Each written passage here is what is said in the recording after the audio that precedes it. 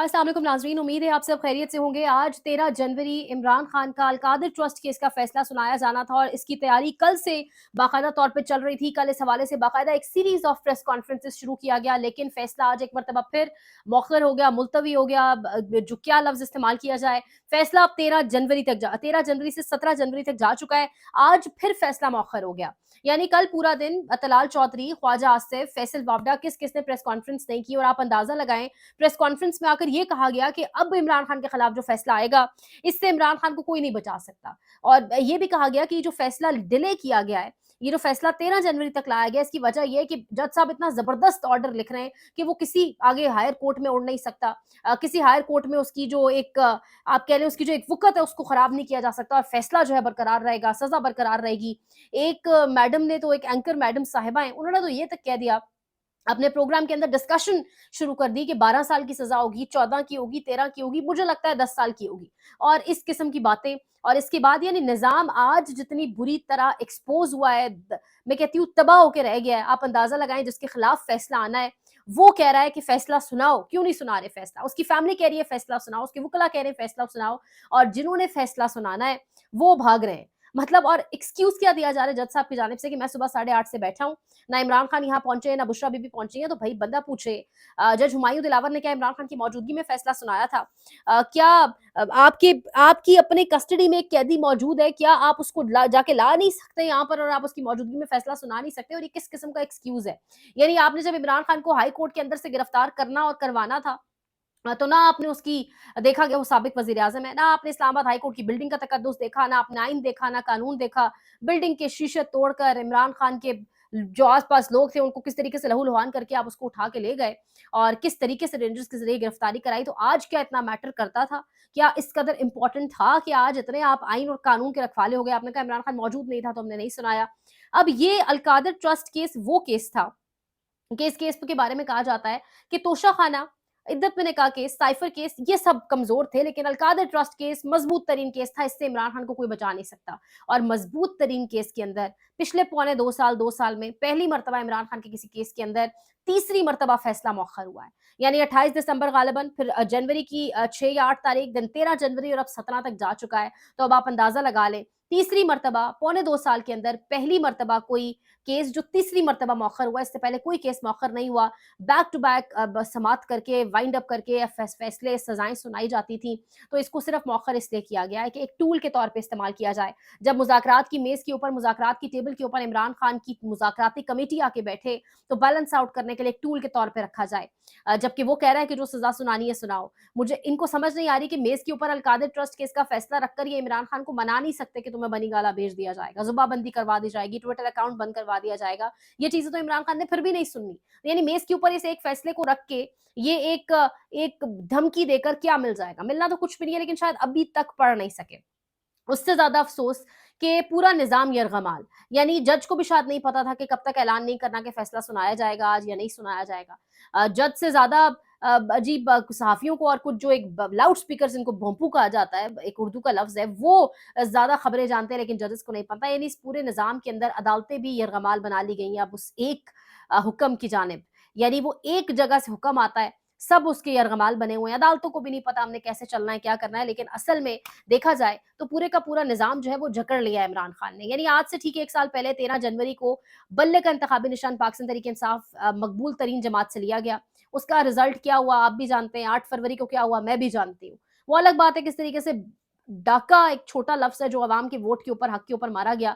लेकिन 13 जनवरी का एक काला, एक स्याह तरीन फैसला, एक स्याह तरीन किरदार की जानिब से 13 जनवरी को दिया गया और उसके बाद 1 साल गुज़र चुका है। क्या कुछ नहीं पाकिस्तान तहरीक-ए-इंसाफ से छीना गया? यानी लोगों से उनकी ज़िंदगियाँ छीन ली गईं, 26 नवंबर को गोलियाँ चला दी गईं, लेकिन इस निज़ाम के, इस रियासत के कंट्रोल में ना वो बंदा खुद आ रहा है, ना वो अडयाला वाला उनके काबू में, कंट्रोल में आ रहा है और ना उसकी अवाम आ रही है। यानी मान तो अवाम भी नहीं रही ना।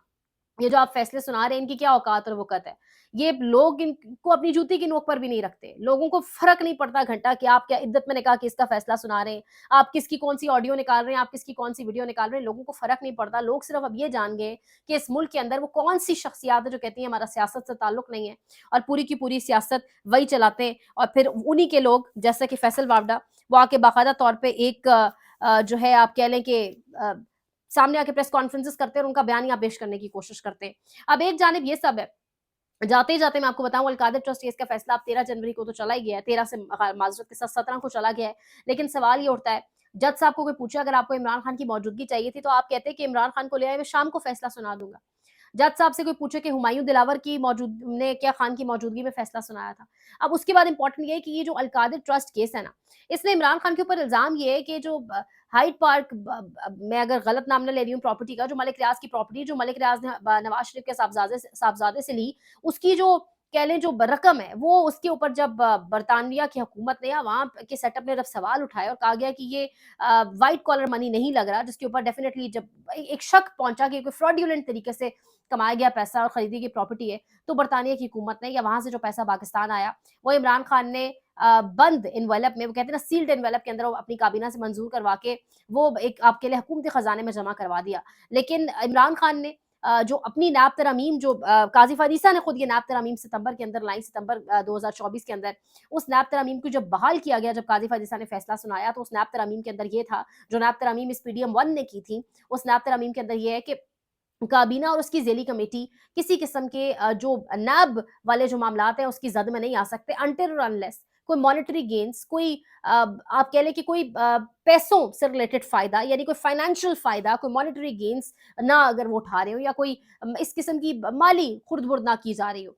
तो इमरान खान और बुशरा बीबी के ऊपर किसी किस्म के कोई मॉनेटरी गेन्स नहीं साबित हुए। किसी किस्म की कोई ₹1 की खुर्द-बुर्द 190 मिलियन के अंदर साबित नहीं हुई कि इमरान खान ने वो लेकर अपनी जेब में डाल लिया, अपनी काबीना से मंजूर करा के, बल्कि उसकी यूनिवर्सिटी बनी। क्या हुआ वो अगला पहलू है, अगला टॉपिक है।